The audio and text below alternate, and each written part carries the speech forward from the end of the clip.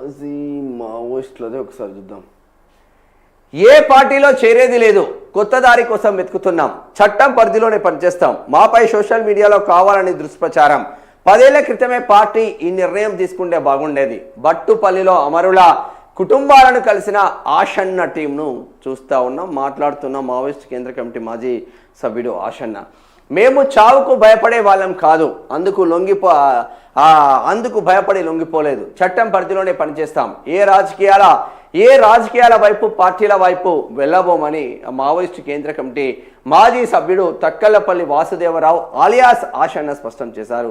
సోమవారం ఆయన హన్మకొండ జిల్లా కాజీపేట మండలం బట్టుపల్లిలో పర్యటించారు. పీపుల్స్ వార్లో పనిచేసి చనిపోయిన అమరవీరుల కుటుంబాలను కలిసి పరామర్శించారు. మాజీ మావోయిస్టులతో ముచ్చటించారు. అనంతరం మీడియాతో మాట్లాడుతూ సమాజంలో మార్పులు జరిగాయని, వాటికి అనుగుణంగానే తాము బయటికి వచ్చామన్నారు.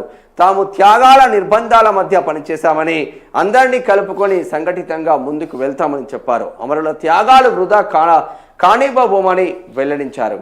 అన్ని ఆలోచించే తాము బయటికి రావాలని, మార్పుకు అనుగుణంగా పోరాడాలని అన్ని ఆలోచించే పార్టీ కేంద్ర కమిటీ పొలిట్ బ్యూరోలో చెప్పి ఈ నిర్ణయం తీసుకున్నట్టు ఆషన్న స్పష్టం చేశారు.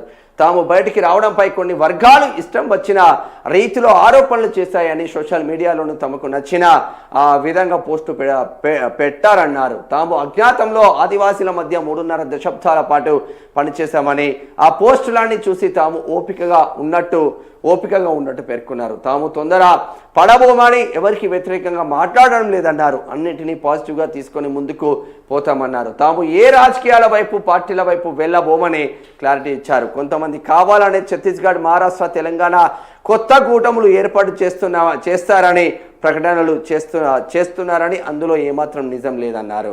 ఒక దాన్ని ఎంచుకొని బయటికి వచ్చాం. తాము ఓ కుల సంఘానికో ఓ వర్గానికో పరిమితం కాకుండా అందరినీ కలుపుకొని ముందుకు వెళ్తామని ఆషన్న తెలిపారు. ఒక దాన్ని ఎంచుకొని బయటికి వచ్చామని, తమతో ఉన్నవారిని కాపాడుకుంటూనే కొత్త దారిలో ఉన్న అవకాశాలను వినియోగించుకుంటామని చెప్పారు.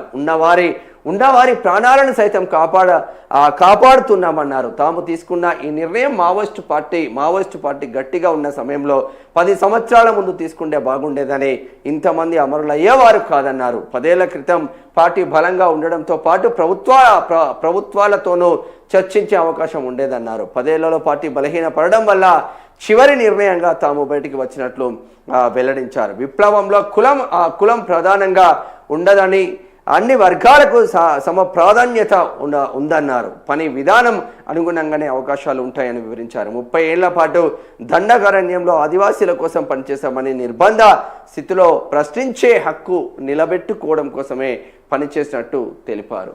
ప్రజల మధ్యనే కలిసి పనిచేస్తామంటున్నారు ఇక్కడ మాజీ మావోయిస్టులు ఆషన్న.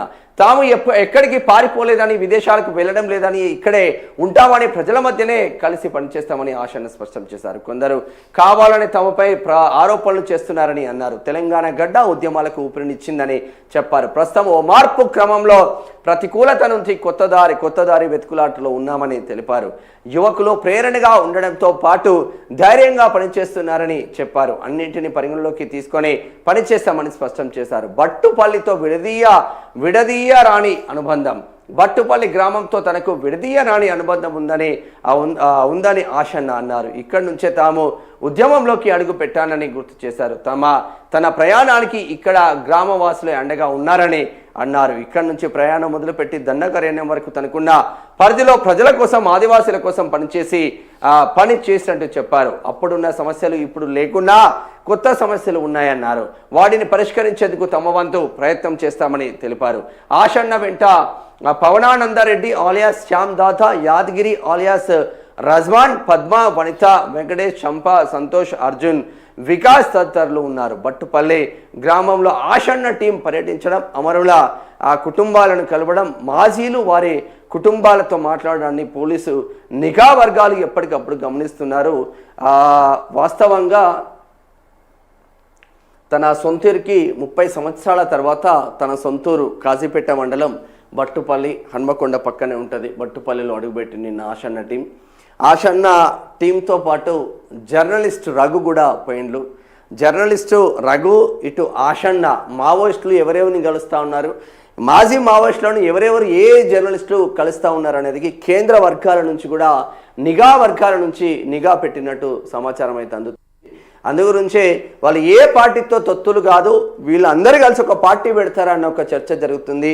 మాజీ మావోయిస్టులు పృథ్వీరాజ్ యాదవ్, ఇక్కడ పృథ్వీరాజ్ యాదవ్తో పాటు పాషం యాదగిరితో పాటు జర్నలిస్ట్ రఘుతో పాటు మాజీ మావోయిస్టులు అందరూ ఒక పార్టీ పెడితే ఈ విధంగా ముందుకు వెళ్తుంది అనే ఒక సమాలోచనలు చేస్తున్నట్టు సమాచారం అయితే అందుతుంది. మరి అది ఇంతవరకు సఫలాకృతం అవుతుంది. నిజంగానే మాజీ మావోయిస్టుల దగ్గర పార్టీ పెట్టి పార్టీ నడిపించే అన్ని డబ్బులు ఉన్నాయా, వాళ్ళు అనుకున్న విధానం వేరు, ఇక్కడ ఉన్న రాజకీయ పార్టీల విధానం వేరు. కాబట్టి మరి ఏ విధంగా ముందుకు వెళ్తుందో చూడాల్సిన ఆవశ్యకత ఉంటుంది.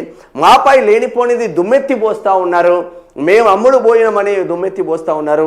మేము ప్రజాకోణంలో పనిచేసినాం, ఆదివాసుల కోసం పనిచేసినాం, పేద ప్రజల కోసం పనిచేసినాం, 30 ఏళ్ళుగా పనిచేసి కొత్త పంతాను ఎంచుకున్నాం.